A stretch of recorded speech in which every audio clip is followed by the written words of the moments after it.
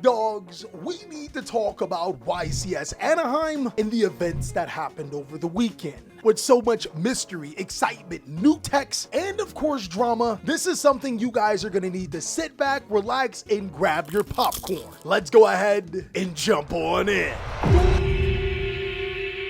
What's going on with ya, big dogs? And it is an amazing day for Yugioh. I hope that your day phenomenal. But if it isn't, don't let what happened at the beginning of your day ruin the rest of your day. And speaking of days, it is that time of the year or week. Update Monday! A particular time where I trick you guys into thinking that this is a Yu-Gi-Oh video when in actuality, I want to make you a better person overall. Don't worry, big dogs, if you just want Yu-Gi-Oh, there are timestamps, so I don't know why you would just want Yu-Gi-Oh instead of being a great person. For today's Update Monday, I'm going to keep it very simple and very, very quick. My girls' football team, we are now 4-2, my boy. That is triple the amount of wins that the football team has had last year prior to myself coaching, and I have to give my coaching staff a pat on the back, my girls a pat on the back, and also myself. But the reason why we've had such early success is the exact reason why the same Yu-Gi-Oh players are competitive year on and year out. Big dog, for today's Update Monday, I want to give some knowledge to you guys. You gotta want it more than you want to breathe. Whatever you do in life, whether it's a hobby, it's your job or passion, you have to do it more than you want to breathe. Only then will you be successful in that particular avenue. I can say, as accomplished as my Yu-Gi-Oh career has been, I didn't want it more than I wanted to breathe. But when it comes to my YouTube career, my football career, and my coaching career, I wanted it more than I wanted to breathe. And you guys can see the success. I want you guys to take that piece of advice and run with it. Please, if there's nothing you take away from this channel. That is pretty much all that I have to say about Update Monday, but I'm telling you, YCS Anaheim said a lot about Yu-Gi-Oh! With 1,635 duelists,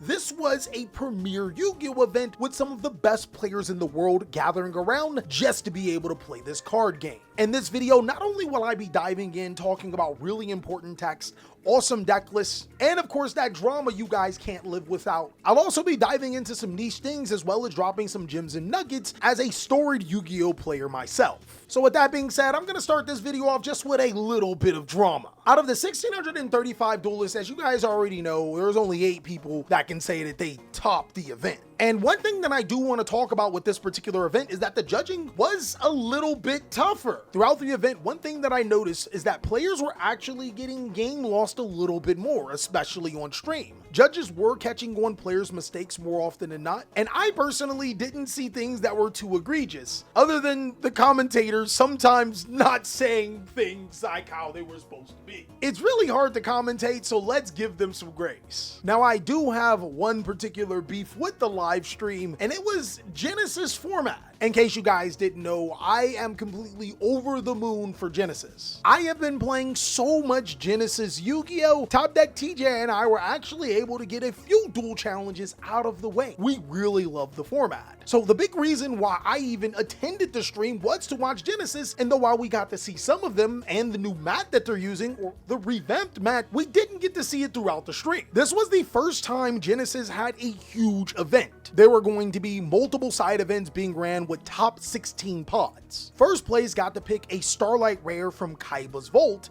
while second place got the invite to the big Genesis event. The big problem with this is that after about round 8 on day 1, we really didn't see any other Genesis content. From my perspective, it was incredibly frustrating to go there hyped about the new format that Konami has been promoting, and to get a little bit of it in the beginning, only for it to be taken away through most of day 2, and only being able to see a couple of top 16 pods at the end of the day before top 8 and after Swiss. And even when we go to the Konami blog, as of right now, there's no information on Genesis. Somebody is the first YCS Championship Genesis winner, and I don't know who the hell it is or what decks were being played. I think that that's absolutely trash, and shame on you, Konami. You got us hyped for a Yu-Gi-Oh format that actually feels fun and gets rid of floodgate cards, only to kind of update us and treat us like a regular old side event. Also, Where were the Edison matches? I think YCS Anaheim did a terrible job of including some of the other side events,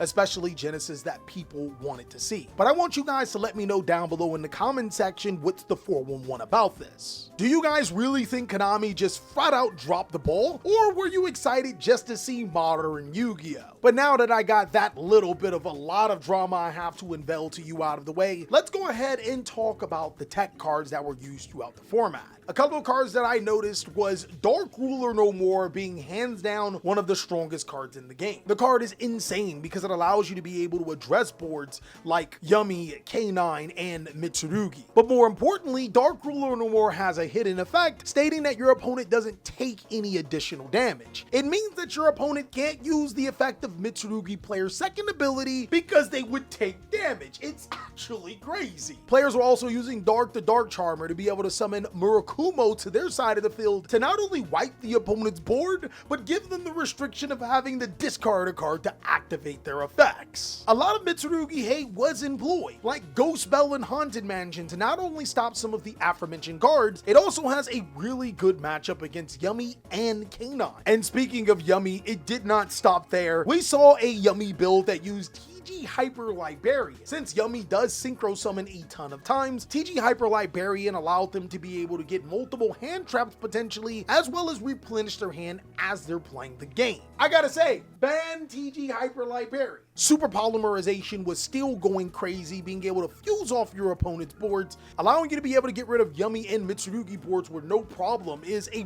pretty good benefit of playing the card. But then there was also Lightning Storm and Harpy's Feather Duster. Those cards were insane, and I gotta say, the entire weekend let out some insane Yu-Gi-Oh cards. Then there was Toxicity. You guys like System of a Down, right? The toxicity in our city.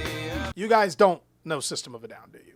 Now, in case you guys didn't know, if you want to be a true winner, I'm not gonna tell you again. Raven Wing is the ultimate sleeve for you.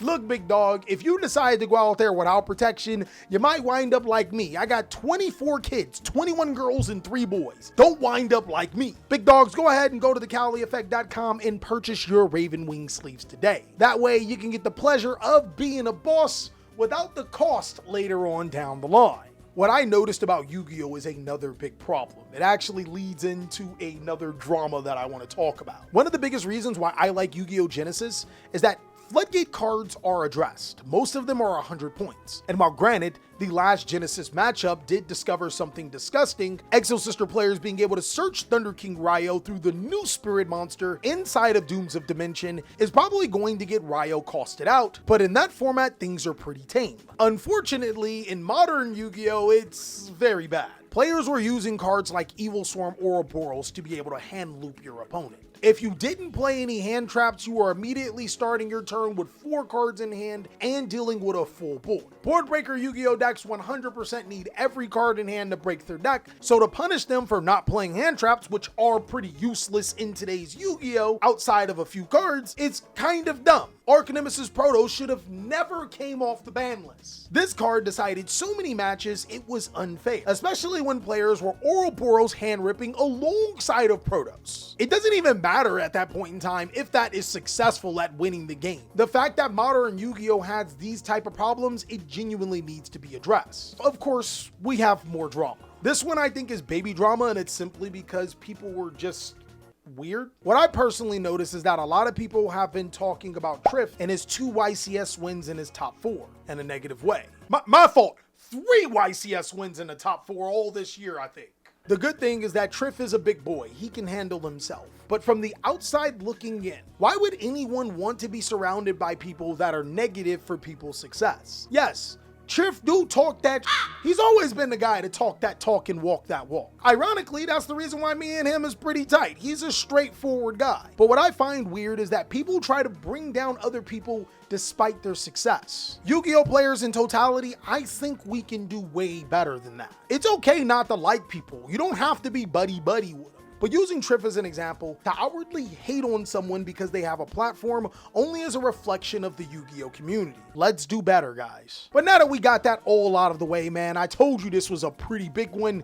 because boy, we got some other things to talk about. It's unfortunate because Europe actually did give us postings of the top decks, but let me show you guys something really quick. This is a screenshot that I took. As you guys can see, branded Dracotel is the most represented deck, and I think this is from day 2. Aw, she's so cute. That's my wife. But if you look at the top 8, Dracotel is nowhere to exist. This brings up the huge question, is Dracotel a fraud Yu-Gi-Oh deck? This deck was one of the most represented Yu-Gi-Oh decks, is one of the most loved Yu-Gi-Oh decks, but if you look at top 32, it's, holy, it is, we don't have the whole thing just yet, but it's 1, 2, 3, golly, brother, not looking good at all. Now, despite all of this, Kamal Crooks did win with his Crystron Canine Yu-Gi-Oh deck. Even though Yummy easily dominated the top 8, I think it pretty much means that the format isn't 100% solved. Players were also mixing Mitsurugi and everything. We saw a Mitsurugi Malice, we saw a Mitsurugi Sky Striker, Mitsurugi Sky Striker Malice, Mitsurugi Yummy Sky Striker Malice, Mitsurugi Lunalite. Hell,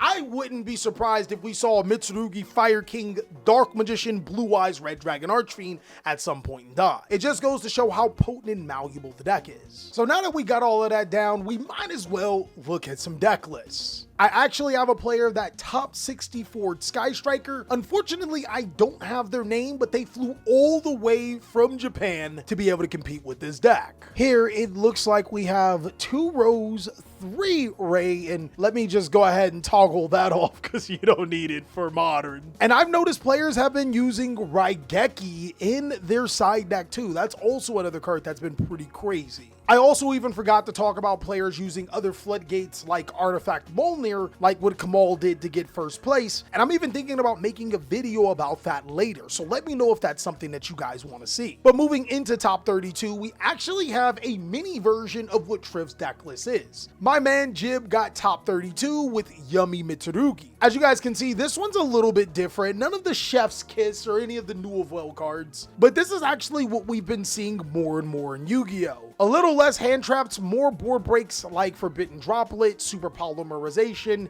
and Dark Ruler No More. And the reason why Mitsurugi Yummy works so incredibly well is that when you stop the Mitsurugi line, well, I mean, you can just Yummy away. And if your opponent stops the Yummy line, well, you can Mitsurugi away. I genuinely think that Mitsurugi over this short span has the potential to be the #1 TCG strategy of all time. Moving into our top 16, we did get a Dracotel deck list. I think this one is Daniel Cardno's list. As you guys can see, this deck is playing a theme. That Ghost Bell and Haunted Mansion is easily the best card in the world right now. We're playing all 3 of the Dracotel trap cards, and we are playing that Fruxel in our deck. And I really like that there is Dragon's Mind inside of the deck. Players were dropping Droll and Lockbird, so I'm wondering if there's going to start playing it a little bit more, because Droll and Lockbird is actually good against Mitsurugi Yummy, especially when they don't start off their lines correctly. And of course, there are some other deck lists that I really wish I could have got a hold of, like Kamal's first place deck list, and then there's also a couple of Vanquish Soul decks that I want to take a look at. But I'm pretty happy that Triff actually blessed us with his Yu-Gi-Oh deck, and he's going to be showing you guys the 60 card whatever this is. As you guys can see, board breakers are taking a precedent in Yu-Gi-Oh, with the only good hand traps really being Ash Blossom and Joyous Spring